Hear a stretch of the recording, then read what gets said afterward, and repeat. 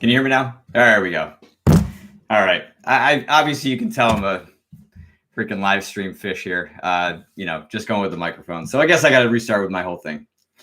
But anyway, listen, I'm excited you guys are all here. There were 50 people here. Now we're down to 34, maybe because my mic was all messed up. But no, listen, I wanted to just mark the occasion. I'd spent 3 years working on this thing. Pretty much had been in a silo for a while, and wanted to just celebrate. And so I appreciate all of you kind of joining me to mark the occasion. I'm excited for it to be done.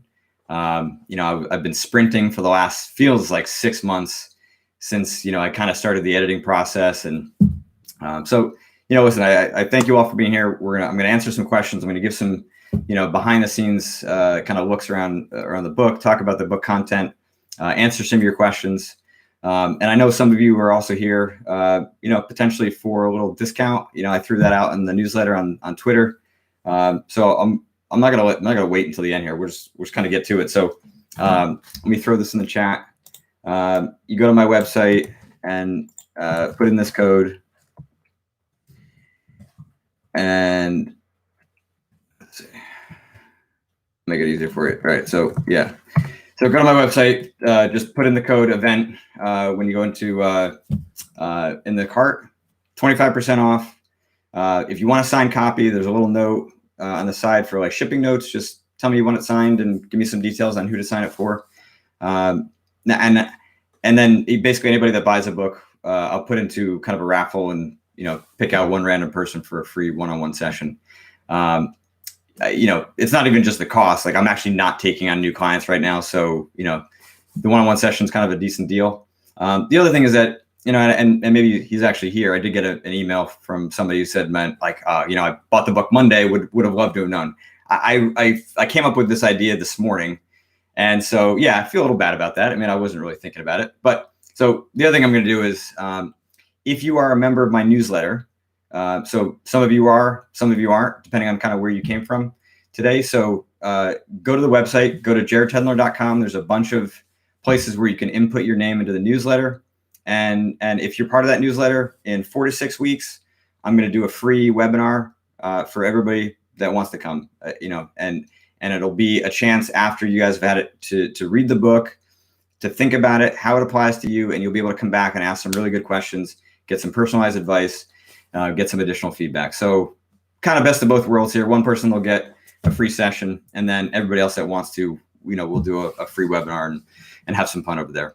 The other thing is that on the website now, if you go to this page on the site, you can download a free sample of the first chapter, right? Same kind of deal. You just have to put your name in, but then of course you sign up for the newsletter and you'll know about the free webinar too. So, download a free sample of the first chapter if you haven't, or you're waiting for the book and you're excited about it, kind of wet your whistle a little bit. So that's all kind of the agenda stuff. Like I said, I really am kind of thrilled to be here, thrilled to have made it. As I said, 3 years is a long time coming. And it's crazy because like when I wrote the first book, I could not have predicted kind of how much my competence as a coach, would have amplified and jumped up. I can already tell that the same thing is happening now. The difference is that when I first wrote the poker book, I really had only been coaching for about 4 years. Now I've been coaching for 14 years when I started writing this book. And I had so much freaking content stuck in my head. I think that's why it took me so long. I mean, yes, I was traveling a bunch. I was traveling for esports. I was working with some institutional trading firms. I was working with some golfers and traveling a bunch. So, timing wasn't like a focused 3 years, right? But I had so much content stuffed in my head. It just took a long time to get out of my head. And I got to tell you, right, I think she's on right now. But my writing partner, Beth, I call out in the acknowledgments at the end. She was phenomenal. She was in the trenches with me for 3 years. She helped to pull this stuff out of my head. And, Barry Carter with the poker book did the same thing. Beth, was there helping to make sense of what was coming out of my head. Because the first time it comes out, most of the time it's jumbled nonsense. sometimes I think it's freaking gold, and it turns out to be crap, and we got to work through it.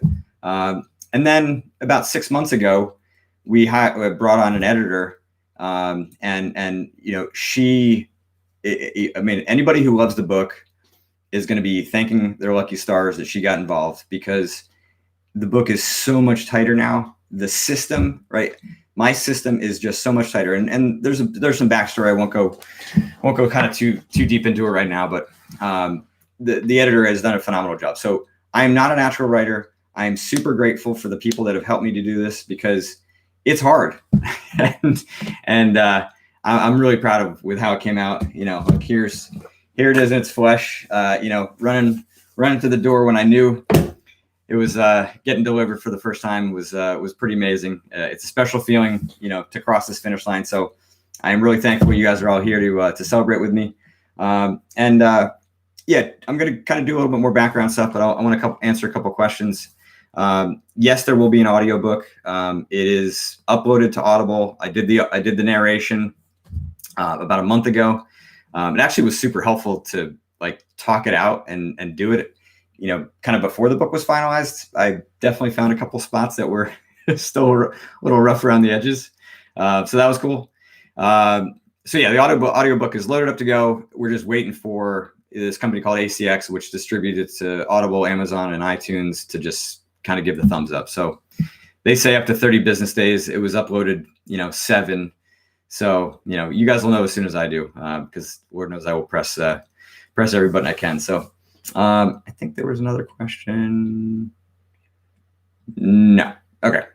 So one of the big things that happened in, trying to create this book, right? So I came from golf, transitioned to poker, right? Then traders start picking up the poker book and seeing how it applies, and telling me, all right, listen, just change the word trading to poker and you got a new book. And it's not really my style. It just felt fake, right? I mean, if I'm just going to do that, just keep buying the poker book and you change it from poker to trading. I started working with some institutional firms, some retail traders, did some webinars for some trading groups, and really just kind of started to get my feet wet and really kind of understanding the differences between the poker world and the trading world. And there are some pretty significant differences, both in terms of the application, how the strategies need to get applied, the circumstances. I mean, the scale of the variance and the volatility and the unknowns, the fact that the game can change at any moment is pretty crazy. So it's not, I mean, basically if you're a poker player, it's kind of like, getting to the turn and playing no limit, all of a sudden the game turns into PLO. Right. And so the markets can be like that. There's a lot of challenges and complexity associated with that. So, learning really a lot about the market and understanding the way that traders talk about it, and, understanding the nuances. And yeah, of course, there's a lot of similarities. I mean, we're people first, poker players, traders, golfers second, right? So the kinds of problems that you see, the problems that I was seeing were really exactly the same. The differences were not that dramatic. It was just a question of understanding how traders think, understanding how they talk, understanding how the strategies need to be applied. But then, we start looking at the way that the general sort of trading psychology, the way that the traders talk about this material, and, my spidey senses start to tingle a little bit. And one of the biggest topics that really kind of jumped out in my mind was this topic of greed. And that was something that was really not really talked about in poker, not really talked about in golf. So it just sort of stuck out to me as something that I didn't really know that well. And one of the things I did for the book was to do this research. And I've done, a couple of these, Survey Monkey things where I just post a bunch of questions, get some research, and, it kind of helped me to dig in a little bit, understand sort of the nuances of where people were looking online, and just help me direct traffic a little bit. And then as I got really deep into it, I kind of developed a thesis about greed. And I'm going to read a section of the book that I think kind of epitomizes my thesis here. What I will say is that the thesis was then tested during a second round of research. And I think I had like 60 traders fill out a very detailed survey. So actually 2 surveys, a survey and a questionnaire. And there was just sort of nothing new that was popping out as I was kind of getting into it. So here's a section of the book about greed. It's on page 56, right kind of at the beginning of the greed chapter. While the whole point of trading is to make money, greed actually costs you money. Your unrestrained desire to make more forces you into decisions that in the long term makes you less successful. The market punishes your attempt to squeeze out every penny and make the maximum return from every trade. Of course, that's not always the case. Sometimes greed is rewarded with massive winners or perfect exits, but you wouldn't be reading this if you didn't think greed was a problem, right? There are a lot of theories and debates out there about the positive or negative role that greed plays in society at large, but that debate is beyond the scope of this book. My focus is simply on improving your execution and performance as a trader. And for many of you, that means curbing the damage that greed does to your profitability. That may seem counterintuitive to the generations who grew up on Gordon Gekko's famous "Greed is Good" speech in the movie Wall Street. Only we must remember the full quote. Gekko's actual words are, "The point is, ladies and gentlemen, that greed, for lack of a better word, is good." For lack of a better word is the point of distinction. Ambition is the better word. Okay. Page 56 there. So ambition, that, like, when we look at what greed is, okay, and I go on in the next section called The Nature of Greed, where I'm essentially saying that greed doesn't exist in the way that traders think that it exists.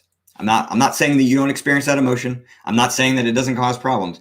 What I'm saying is that we would never say that, Gino Auriemma, the coach of the women's UConn basketball team that's won 10 NCAA championships, Tom Brady who's won 7 Super Bowls, Jordan who's won 6, NBA championships. We would never say that those athletes or coaches were greedy because of their ambitions, right? We applaud it. I mean, listen, I'm a fan of watching high-level performance. I'm a fan of dominance and of people who've been great for a long period of time. I think we ought to be studying, and I feel like I do study, those types of people because it gives us a lot of insight in terms of what it takes to be great at that level.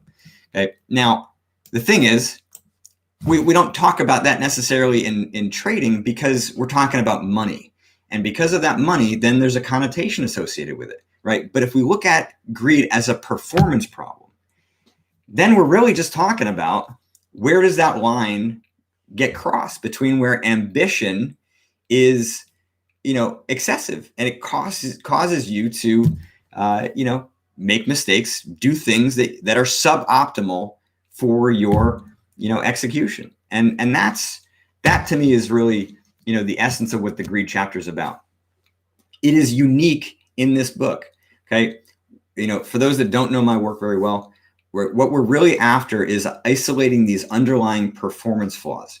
Okay. They are the real problem, right? When we're talking about, issues like greed and fear, FOMO, anger, mistake tilt, confidence issues, all that emotional stuff, those emotions are signals. They're indicating a problem. They are not the problem. That's a very important distinction. Emotions are not the problem. They are a signal. Okay. And in the book, I go through in great detail about all the different performance flaws associated with each of those emotions, except for greed, because it ain't unique. And that's the point. Okay. And the thing is, like, if we look at like where those points are, where ambition becomes excessive, from the outside looking in, you can't know if somebody else's actions are actually greedy, right? It's hard to observe somebody and say they're greedy. Now, let's say we're watching sports and you see, in American football that, a lineman tries to, pick up a fumble and run with it, right? It's a risky play. Maybe he saw it was an opportunity. Maybe he wasn't trying to be greedy and turn something, into, basically make a play, right? Or, you take a golfer trying to hit a shot that, it's a little too risky for him to. So, in those situations, from the outside looking in, it's hard to know whether or not it's greed. Hard to know what emotion's actually kind of causing that decision. You as the trader, you as the person need to determine that. And so, yeah, I will, in the book, you'll read about, the different, kind of characteristics that, epitomize it. But at the end of the day, really what we're talking about are performance flaws that are far more associated with fear, anger, and confidence issues. And what you'll see in the book is, well, for one, there's 17 traders who are featured in the book. And 4 of them, each of them came to me for coaching saying, I got a greed problem. Now, they mentioned a couple others, but as we got into it, greed actually was more associated with fear. Greed was more associated with anger. Greed was more associated with overconfidence or lacking confidence. So at the end of the day, like, there are not any unique issues related to greed. In my opinion, we could essentially say greed is just not a problem.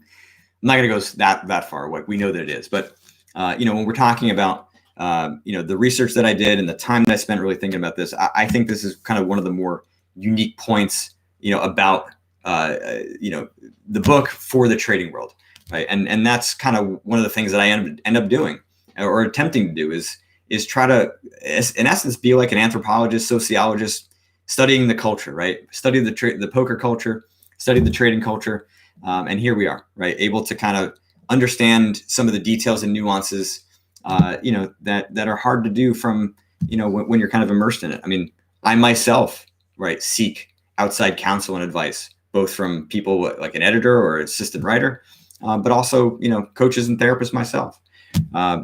So let me answer a couple questions. See, there's some things in here, but awesome. Just got the book delivered. That's amazing. Didn't age a bit in 10 years. I don't know, man. It's there. There's some gray hair. I got a 6-year-old working hard, but I appreciate the good words. I'm never gonna say turned out a good compliment. So thanks, guys. Is going on tilt in poker identical to trading? I mean, in some ways, the causes of it, right, the underlying performance flaws that are associated with it, 100% are, right? The ways that it shows up, the things that traders say, you can kind of look parallel to parallel about some of the injustices, about the hatred of losing, the hatred of mistakes.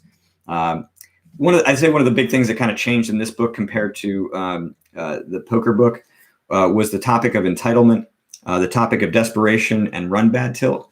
In the poker book, I described these 7 types of tilt, and that kind of changed, right? Traders don't typically talk about running bad in the same sense. They talk about obviously being on in a drawdown and or a sideways market or kind of being sideways with their P&L. But the topic is talked about differently in poker. It's much more of a discussed term widely. So I didn't want to kind of call that out as a separate type of tilt, because at the end of the day, really what that section was kind of highlighting is that the reason that run bad tilt exists is because there's just so much negative variance happening in such a short time frame that it becomes, all of your underlying issues, especially tilt, become more concentrated and more intense. So it's not like run bad tilt is a unique cause, right? Unless you're having, significant issues with the topic of variance, but that's sort of talked about in different places, like, kind of hate losing. So that kind of went away. And then the topic of entitlement tilt, listen, I made overtures in the poker book about how it was really, kind of connected to overconfidence. And I just sort of, eliminated most of that section and just said, all right, here's, 3 paragraphs and it's all about overconfidence. And oh, by the way, the next chapter is about confidence. So just go right there. And then desperation, in the 10 years since the poker book, I realized that desperation was really not just isolated to tilt. I found that desperation, really also occurred with fear, right? And that there's sort of at times like a desperation for certainty.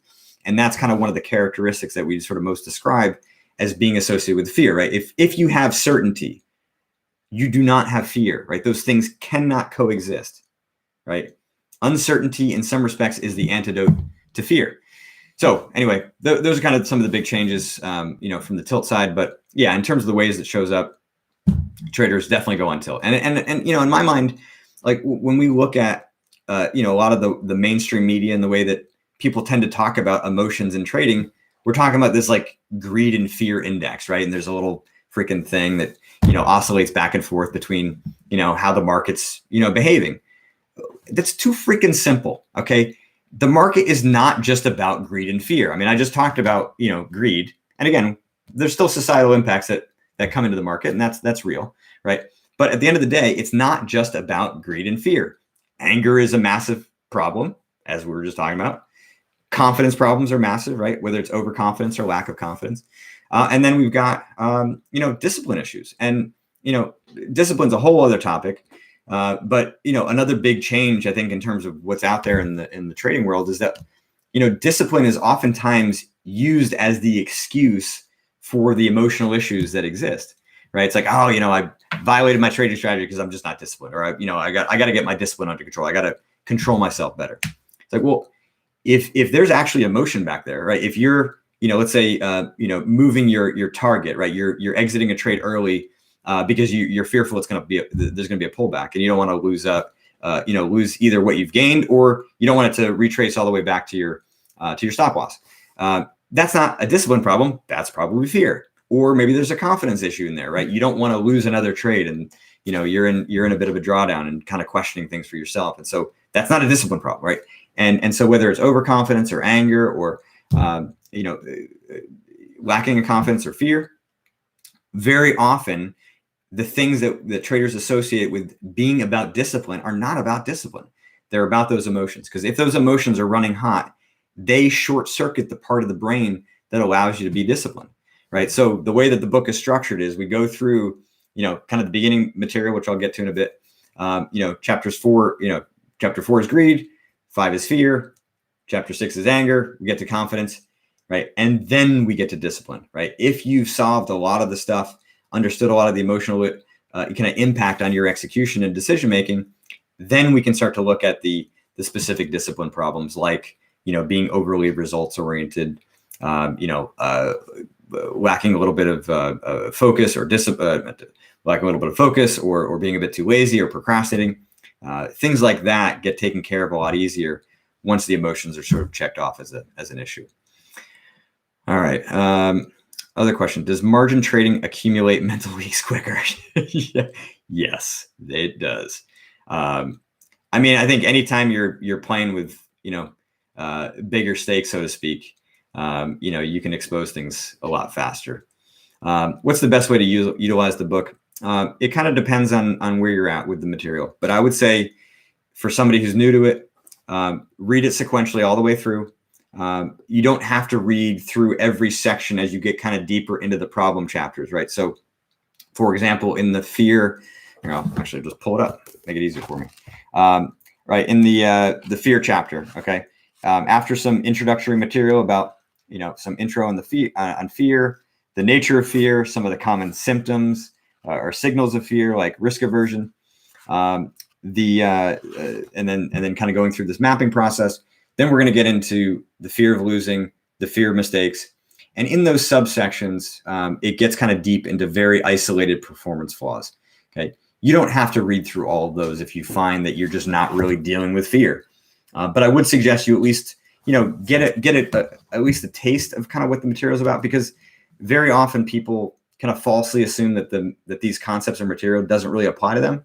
And kind of once you read some of the descriptions, I think one of our friends here mentioned it earlier, right? You really sort of it's designed to really kind of see yourself in the material. If you don't see yourself, it's probably either not applying to you in general, or it's not the biggest problem for you at that time. So it's fine to just skip it and kind of move on to the next chapter. But I would read through it as much as I just described sequentially, and then go back through and really kind of zero in on the particular areas that are most applicable to you. That's how you're going to get the most out of it. And make sure that you read my final thoughts a couple times. Okay. It's going to take work. Okay. Some of you have bigger issues than others, but the bottom line is the reason I like the term mental game, right? We're not talking about mindset. Okay. The reason we're talking about mental game is because there's a dynamic to it. There's a strategy to it, right? You can't solve trading. You can't solve poker, although I guess we're getting a little bit closer there. You can't solve golf, right? We can't solve these high levels. So you have to go through and continually, work through these problems. And as I said before, the editor who I worked with and actually got some coaching myself, some business coaching. And one of the things that business coach said was, she didn't get what I was all about. She didn't get what I was trying to accomplish, and started thinking about my system, and that's really what got conceptualized in the book. Once you learn the system, it becomes so much easier to actually work through future problems. So in a way, the book becomes a skill in itself, right? You're going to be able to be empowered to solve future problems. And I do not by any means profess that this book has all the answers, right?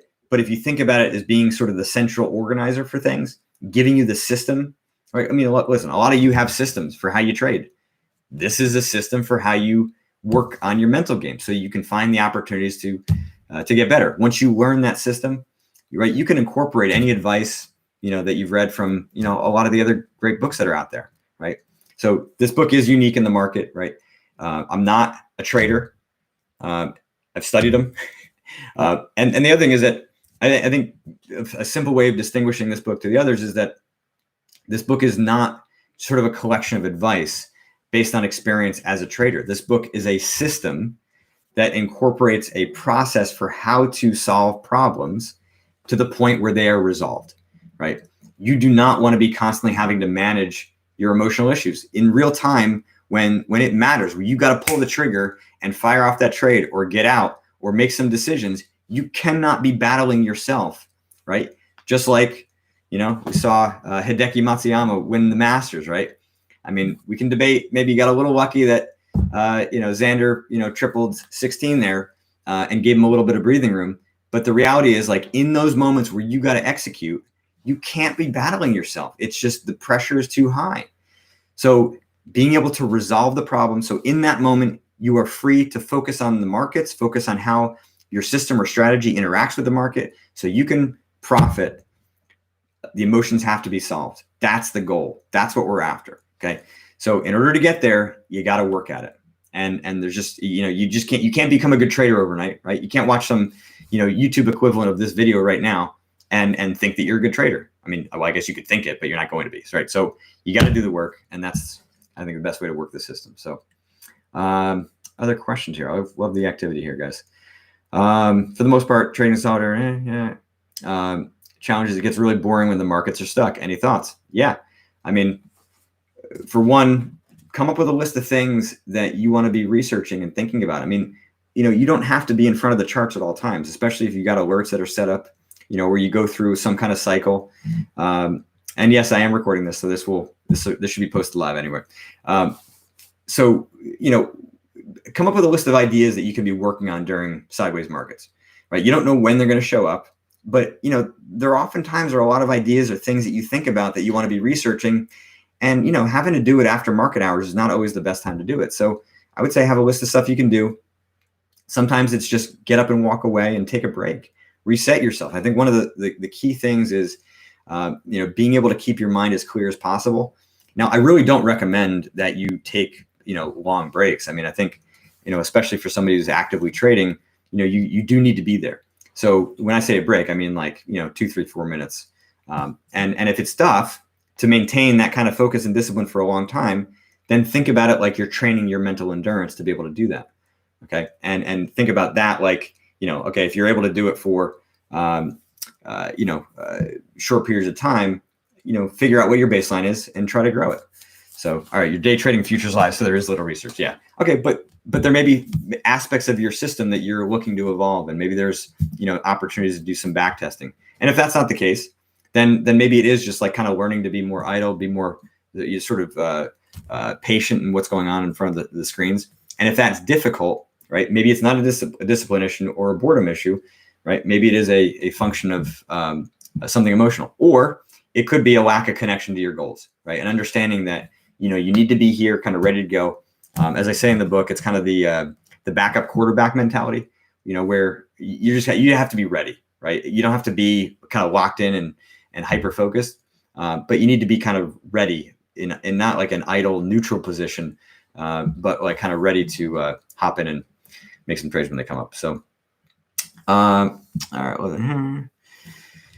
Are there any ways you can increase your willpower through other things in a day-to-day routine? Yeah. I mean, and that actually is, fairly well outlined in the discipline chapter as one of the common strategies. And the easiest way to describe it is that, you got to think about willpower like a muscle, right? You got to train it. And where does it come from? I think when we talk about topics like willpower or mental strength, that it hasn't had a very strong kind of operational definition for a while. And for me, it's just all about like the strength of your connection to an idea. So if we're talking about boredom, maybe the strength of your connection to your goals is what keeps you focused because you need to be ready. If we're talking about willpower, right, what is the strength that you feel connected to your goals in that moment? What is the strength in terms of your what you're trying to accomplish in that moment? If you're having difficult times, like being in a drawdown, what's going to keep you focused and motivated, right? Maybe it's a strength to some belief, so there could be some weakness and confidence. But yeah, discipline is really all about willpower, and training willpower is either like a muscle, or it's like an endurance thing. All right. Audiobook is the exact same as the book. I will say my dyslexia acted up a little bit in there. So there's a decent number of words that are not exact. I mean, if you're reading the book while you're actually listening to me talk, you'll notice a decent handful of them, but we went back and edited all the stuff that would have materially changed the content. So yeah, no, it's the exact same thing. Any advice for cutting losses faster? I mean, it's not simple. I think that's like the essence of what this book is about. You'll see right in the first chapter. And like I said before, if you haven't done already, you can go to the website and download a sample of the first chapter, and you'll see, here are a bunch of individual kind of performance flaws individual trading mistakes, right? Not cutting losses is an example of it. But on the surface, we don't know exactly what's causing that repetitive mistake to occur. Any one of those emotional problems could be the cause of it. So, it's really up to you. If you want to give me some more sort of feedback on it in terms of what you experience, I can give you a little bit more now. But the main point, though, is that any one of those issues could cause that. And we can't know just from the idea that you're, having trouble cutting losses faster as to why that is.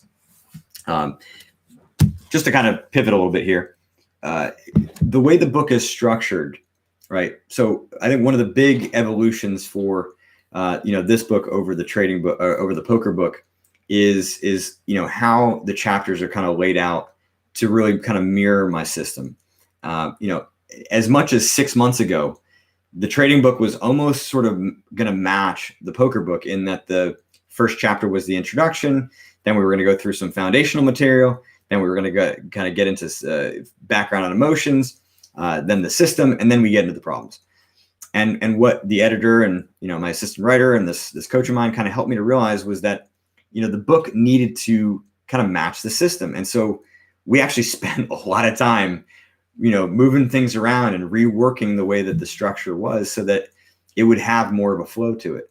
And so right out of the gate, and, my advice to you about how to, avoid cutting losses or cutting losses fast, or how to cut losses faster, is to study the pattern, right? To actually spend time mapping the pattern, right? That is what chapter 2 is all about. Okay. Your problems that you face constantly, they exist in predictable ways, just like the patterns that you see in the market that you're able to profit on. We just need to sort of take that skill and turn it back on yourself and be able to identify the thoughts, the emotions, the physical signs, the changes in your decision-making, the changes in your perception of the market, the things you say out loud. You map all that stuff. It gives you kind of real-time feedback to know that you're kind of heading for trouble. And that is the number one way you can begin to make progress, is to be able to see that stuff in real time, because you can't stop a problem you can't see, right? You can't profit in the market if you don't see the opportunity. I mean, that's the difference between you and me, right?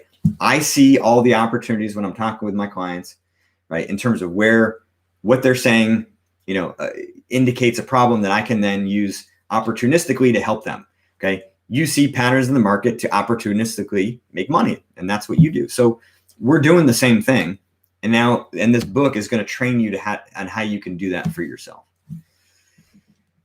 What is the biggest problem for most traders? I don't know that there's a single one. I would say it's probably actually not one of the 5 that I talked about, right? Greed, fear, anger, overconfidence, lack of confidence, or discipline problems. It's probably actually that they think they know what their problem is, but they actually don't, right? Or that they are not actually actively working on their mental game, actively working on this side of the game. I think, my observation in the trading world is things kind of tend to go in two directions. Some are kind of overplaying the importance of psychology, right? Some say that trading is 100% psychology, which is complete nonsense. Okay, there's a great quote that is very often misquoted in golf. It was from Bobby Jones, who was the greatest amateur golfer of all time. He won the U.S. Open, the U.S. Amateur, as an amateur. Now, of course, this was 80 years ago, but basically he said that competitive golf is 90% mental, effectively. Like the game is mainly mental when we're talking about high level competition. Now, that quote is often misquoted because they forget the word competition. They forget the word competitive, and they just say, oh, golf is 90% mental. That's complete horseshit, right?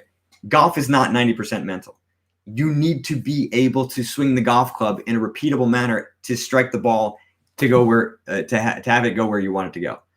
And so to suggest that trading is 100% psychology is either like just ignorant, or it's not really distinguishing psychological processes like decision making from the psychological, mental, and emotional things that we're talking about, that I talk about. So if we're going to say that trading is 100% psychology because it exists in your brain, then sure. But how is that helpful? I don't think it is at all. I think what we really have to do is break these things apart and say that for some traders at some times, trading is more mental than at others, right? And actually, there's a client featured in the book who, one of the biggest insights for him that helped him right at the beginning of the fear chapter was when I said, for you right now, trading is 10% mental and 90% technical. He just wasn't good enough at that moment. He was having too much hesitation and doubt at the time where his execution, needed to happen. And it turned out that as he actually thought through what those doubts were about, his strategy and system got better. I mean, so it wasn't a mental problem. It was showing up as fear and hesitation, but it had more to do with the problems in his system than it did for his mental and emotional sort of side of it. So anyway, trading is not all about psychology, and it's not all about the technicals either, right? So I think one of the biggest problems is that especially traders who are making repetitive mistakes, they don't realize the impact that emotions have on their outcome, and they think that they can just kind of learn more, keep working on their system, et cetera, and kind of outrun these problems, or they'll reach a point where they become so good that they just go away. And I'm sure for some of them that is true, but they don't really have kind of bigger issues. For the most people, it's just that, to me, that's just a very inefficient way of going about it. All right. Yeah, we'll kind of keep going through some questions. You guys are asking some great ones here, which is fun. How much similarities or same types of issues do you see in mental game within poker, trading, esports, etc.? Are the processes usually similar, or are they vary a lot between fields? No, I mean, that I kind of alluded to that earlier. The same stuff happens in every performance environment because we're people first. It's just the circumstances and the details that differ, and I think to have an impact, you got to kind of get in somebody's head, right? And I think that's one of my skills, is being able to kind of reflect somebody's experience. I have it a lot when I'm working with clients. I think it's just sort of, if I were to talk about talent, right? I'm not kind of naturally gifted in this regard. I've had to work really, really hard, but I think I've got a good sense of people. And so, my intuition, it gets really, really kind of tuned on, when I'm with a client and just kind of parsing through, the things that they're saying to be able to, understand how to help them. And that's what's represented in the books, is kind of an aggregation of all of that material. So, to be influential with somebody, I just need to know those details, need to understand the conditions of competition, and we kind of go from there. Okay. What other things I want to say? Yeah. So, I mean, one of the things I want to kind of talk about too is just, kind of the impact of the pandemic here. For me personally, I've been very lucky. I know for a lot of people it was kind of very damaging, both from a professional standpoint, from a personal standpoint, health wise. So I'm like very just kind of lucky and grateful that, live in a first world country. I mean, can't we really say that entirely with the U.S. and how we've handled the pandemic, but we've done the best we can, I suppose, right? But lucky in that my business was somewhat pandemic proof and able to kind of work on online quite easily, but also really kind of gave me the time to work on the book a lot and to spend a lot of time with my daughter, who I did want to show this because I was pretty proud of it this morning. This was her rendering of the book cover. So anyway, okay. So back to your questions. You guys are asking a lot of good stuff. Will there be an ebook format? Yes, it's already out now. Kindle, audio, Kindle, iTunes, Kobo, and Google Play. You can go to the website. Here, I'll drop you the link once again.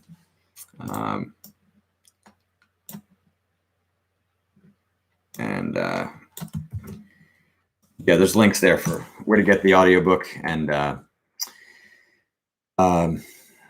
softcover. And once I get the links for the audiobook, it'll be there too. Okay, what are the best practices for successful traders? I mean, I think the best practices for successful traders is very similar to the best practices of the best athletes in the world, the best performers, whether they're actors or artists. Performance is performance. So when we look at that, I think the best of the best are just ruthless about their weaknesses. They are not in denial of them. They fully embrace the fact that they're going to suck at times, and they're not shy about it. They're not going to back off from it. They want to know it. They actively seek out that information. And it's kind of funny because, the people who I'd say are kind of like several steps behind that, they tend to have the hardest time dealing with their weaknesses, right? And that ethos of, it's sort of weak to know your weaknesses, right? It's weak to be weak, kind of predominates. And the irony is that's the stuff that holds you back. So, there's not, a lot of, I think, kind of like mysticism in terms of what it takes to be great. There's a lot of great books out there. The Talent Code is a great one, Daniel Coyle, in terms of like what it takes to be an elite performer. So, you got to put the work in, right? Talent is just not going to take you all the way. You have to do the work. And the question is like, what are you working on? And I think sometimes it's easy to kind of forget about working on your weaknesses. All right. Question that kind of came through my newsletter email earlier today. Is it possible to become good if you've had cases of desperation? Yes, it is. Now, desperation, as I mentioned, was kind of some of the bigger, issues in the poker book. It was more about tilt. In this book, it's more about confidence, right? Desperation shows up as tilt, shows up as greed, shows up as fear. But at the core, it's really about confidence. And, there's a cool story in here about a trader that I worked with for about a year, right? Desperation is a difficult problem to solve, but it's one that can be solved, and he's proven it. The process is arduous. It takes a lot of work. It takes a lot of discipline, which is tough when you've got emotional issues that are breaking down your discipline, right? But I think you got to be willing to do the preparatory work in terms of your kind of immediate, warm up before the session, and a way to evaluate yourself afterwards. But yeah, desperation can be solved. It is by far the hardest issue, to solve. And for some of you, it may include having to see a therapist. And I'm pretty clear about that in the book that sometimes you do need to seek outside counsel, right? The book can sometimes only take you so far, and if the issues get personal, then that's where you got to go. And kind of on that topic, right? The last section of the book, spoiler alert here, I tell a story about a client whose issues were very personal. And I kind of acted as a therapist for him in that regard. Not entirely, because he had a therapist and we were doing some outside work that way. But the point was that his issues, showed up in trading. They were not trading specific issues. They were personal. But, 99% of the book is all about these performance problems that can be dealt with that way. Is there a way to get a signed copy? Funny you should ask. That was one of the promos from earlier today. So yeah, basically this promo is going to be only good for, let's just say, the end of the day. Basically just go to my website. You'll get 25% off. Just use that code EVENT. And then in the shipping comments, just make sure you indicate that you want it signed. Give me some details about who you want it signed to, and I'll get it sent out. I should give you guys a bit kind of a forewarning. I'm sold out, at least of the stock that I have. So I'm waiting on another little shipment here to my house, and we'll get some shipped out hopefully by the end of the week. But worst case on Monday. Okay. Do you deal with impulsive thoughts to rule break in the book? Yes. But again, as I was talking about with discipline issues before, right, these impulsive thoughts sometimes are more connected to the emotions than they are just about discipline, right? So you have to kind of tease out, right, what's the sort of the source of these impulsive thoughts, right? A lot of times it's the emotion that is creating that impulsivity, right, and forcing you to have those thoughts. And it's not really about, a discipline issue, per se. Okay. Can you give an example of a strategic reminder? Not really a good one, to be honest. They're pretty specific, in terms of, which traders, or what traders use for them. But the strategic reminder, for those that aren't aware, is sort of like kind of the tool that is used in real time to help get yourself kind of back trading well after the emotions have kind of compromised you a little bit. So, you kind of go through this process to get control, try to contain the emotion in the short term. But if you do that, that doesn't mean that you're necessarily going to make great decisions. So I think what you want to be doing is identifying the common mistakes that you make in those spots. Give yourself some reminders about your strategy or your system in terms of like what you are looking for. You can go through your decision-making process and write it out, kind of in its entirety. You can also just write out kind of what goes missing. Maybe there are, kind of certain features that are missing. But, if any of those things are hard for you to kind of nail down kind of perfectly, what I would say then maybe there are some kind of holes in your understanding about what your system, what your strategy is really all about. And you just want to spend some time kind of being reflective about more on the technical side. Again, this is not mental per se. All right. Thanks, Sean, for just saw your comment about my daughter's rendering there. So, all right. Since exiting a trade too early, a fear problem, how can you manage that when other trades you hold, when it goes against you, leading to losers, given the variability in the trade we take? Okay. I'm guessing that you're asking, like, is exiting a trade too early a fear problem? And again, the same thing is, like, you can exit a trade early for lots of different reasons. Okay. How can you manage when there's other trades you're holding and they go against you, leading to losses? I mean, again, if we're talking about a fear of losing, right, the way that you deal with that is to isolate the individual performance flaws that are associated with that, right? And those, I've mentioned this a few times, right? Like, what am I talking about with these performance flaws? Okay. You could have high expectations. Okay. Now, high expectations in and of themselves are not a problem per se. Okay. But they can become, they can cause self-inflicted wounds. You might have black or white thinking, an illusion of control, an expectation to have every day be green, an expectation for every trade to be profitable. And you might have like kind of the conscious knowledge that says, well, yeah, no, all of that stuff is irrational. Like, I would never sort of consciously think that way. And you'd be right to kind of make that assertion, right? The problem is that these things kind of operate in the background and they bubble up, and we see that they bubble up based on, the thoughts that you have in the moment, the emotions that you have, right? In this case, fear, the changes in how you're perceiving these positions. And so what you have to do is sort of take all of those signals and kind of do the backward kind of inverse deduction here to figure out what's at the root of it. What is that performance flaw at the root? I think I saw actually this question earlier about the mental hand history.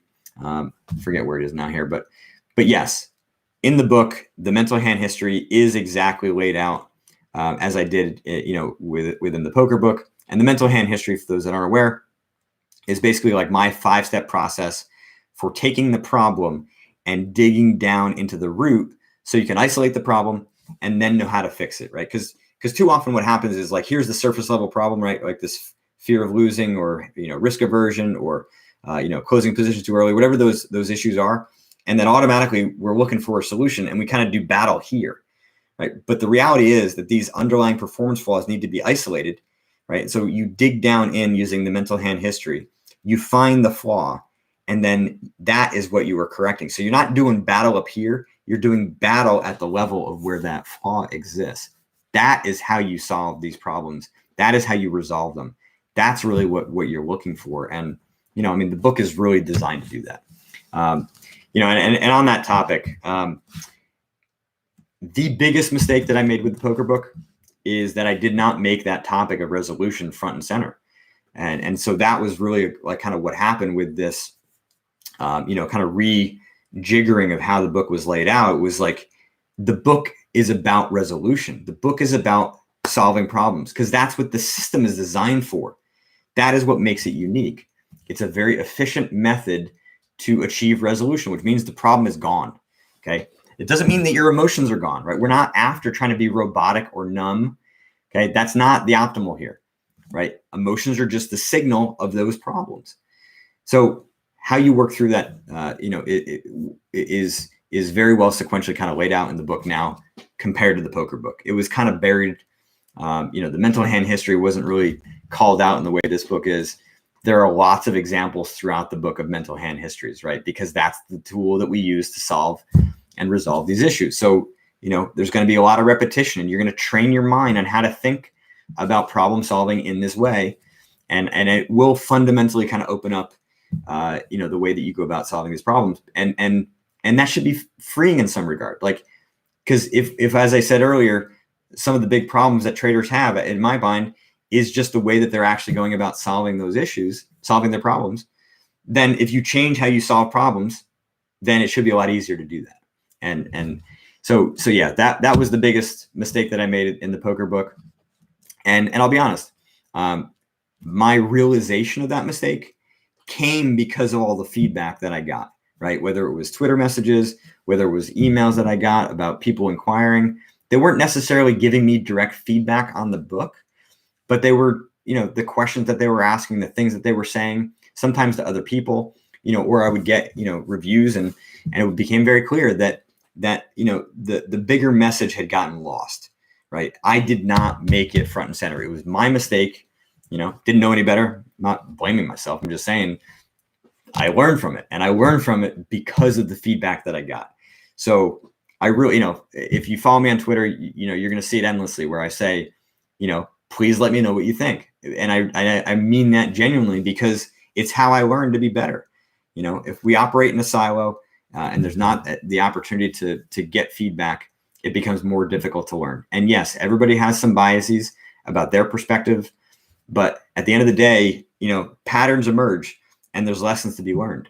So, and frankly, another big upgrade in this book is the way that I've handled the client stories, right? One of the things that one of the feedback that I got from the poker book was that people sort of kind of criticized my use of those stories as a way of kind of highlighting me and making, it about me and saying, look at me, look at me, look at me. And I get that. I mean, it wasn't my intent, but, at that stage in my career, I was trying to prove myself. So I think that was sort of subconsciously represented in the way that these stories were told. Now, not only are these kind of client stories like woven into the fabric of the chapter, right? They're not like kind of called out separately. It just kind of flows.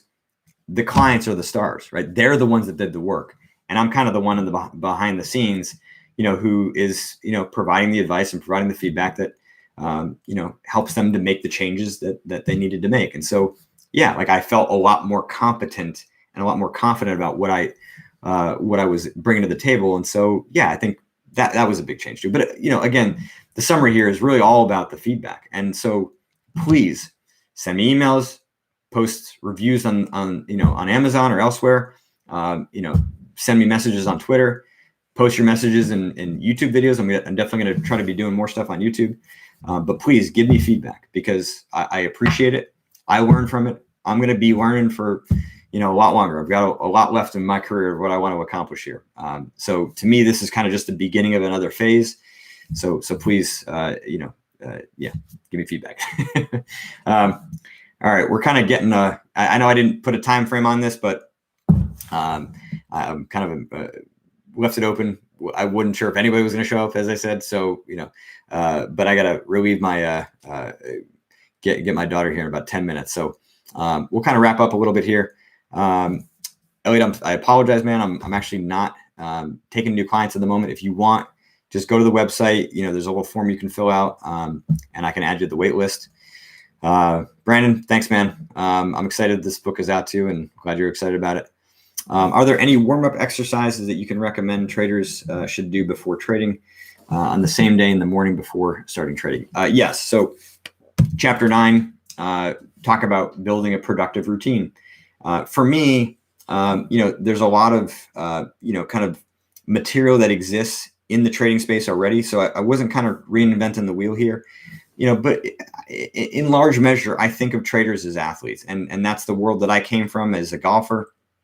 So, I just think about, okay, what are the things that you need to do to get yourself physically prepared, mentally prepared, and ready to compete at a high level? That's stuff you need to kind of work out and figure out some of the variables that are associated with it. But I think the things that tend to get missed the most as it relates to routines is the necessity to prepare yourself to do battle against the common mistakes, the common flaws that you're going to experience when you're trading. And you need to be able to identify and develop a strategy for you to be able to do that. And so in your preparation, you want to be reviewing that. You want to be looking at the injecting logic statements, maybe reviewing mental hand histories, and really kind of getting yourself ready to go do battle. And then afterwards, right, you need a good cool down routine too. Just like athletes are going to go and, ice down their muscles and stretch, and again, effectively, like a cool down is preparation to do it all again and recover. There's processes that are associated with that, and they're laid out pretty cleanly in the book. So I would say just kind of add to what you're already doing. Don't try to reinvent the wheel all at once. You do too much too quickly, and it's just not going to stick. To me, it's all about taking incremental steps until you kind of put all the pieces together. Audiobook. I am the narrator. I don't know when it's going to come out. It's all recorded and uploaded. I'm just waiting for the audiobook distributor to just kind of give the thumbs up and press play. They said up to 30 business days. So we're at day 7 now. I'm definitely kind of checking it every day, but as soon as it's available, I'm going to just blanket all my channels here, and you'll know about it. Do you include in the book ways to deal with toxic environments or people? I do not directly, but because the book is really all about kind of your own individual issues. And when we look at toxic environments, one of the big things that occurs is that toxic environments draw out your weaknesses. Okay. That's the stuff that you want to be looking at first. I actually meant to say this earlier when I was talking about the pandemic, which was really kind of the main point of even bringing it up, because I know it was difficult for a lot of people, especially, psychologically, we were more isolated. And so what happens in a pandemic when you're more isolated, these problems that occur, is that our problems get bigger, right? The psychological issues that exist tend to get bigger because the ways in which we tend to deal with those problems have been removed. A lot of times it's going out with friends and blowing off steam, or going to the bar and having a few drinks, or going out and playing soccer or playing basketball, or whatever you would do to kind of normally blow off that steam. You didn't have that outlet in the same way. And so what happens is the equivalent of a downswing, or a drawdown, or a run bad, whatever you want to call it, high concentration, emotional issues come out, and they're bigger. Toxic environments, toxic people do the same thing. Okay. If somebody were to say, you are a purple dinosaur from the planet Bleeblob, they would just you would just look at them like they're a lunatic, it doesn't make any sense, right? But when somebody says something to you, or when the environment, is affecting you deeply, it usually means that there is some weakness in you that is getting exposed, right? Because if what's going on is as insane as what I just mentioned, but on a constant basis, I mean, you're going to question why you're even there. But my point is more that strength, right, automatically creates a buffer for you to deal with those particular problems. So I would actually look at it the other way around. I would say, okay, I'm not saying that these people aren't necessarily problematic, or that it's, the most healthy environment for me to be in. But since I can't control them, and I'm here, how can I best utilize the situation to my advantage? And the way to do that is to just kind of put the mirror kind of back on yourself and say, how can I better understand how I am being affected by this environment? Right. This is something I dealt with a lot with esports, where we're talking about team environments, and to a lesser degree in the institutional space, where, kind of traders are with each other, but toxic players affecting the team environment. And this is what I said to them as well. It's like, look, this guy can do that. We can do our best to help him, to be better and perform better, and to be more in control and to deal with these issues. But if he's affecting you in these ways, how is it affecting you? And let's look at that as a weakness to be addressed and solved. So, I'd say that's kind of the best way to deal with it. So, all right, y'all. Here she is. Really happy that this sucker's out. I've been sprinting. I'm gonna take a little rest tonight. Hopefully, get a good night's sleep and be back at it tomorrow. Working hard, but I'm excited that she is done. I'm excited that it's out.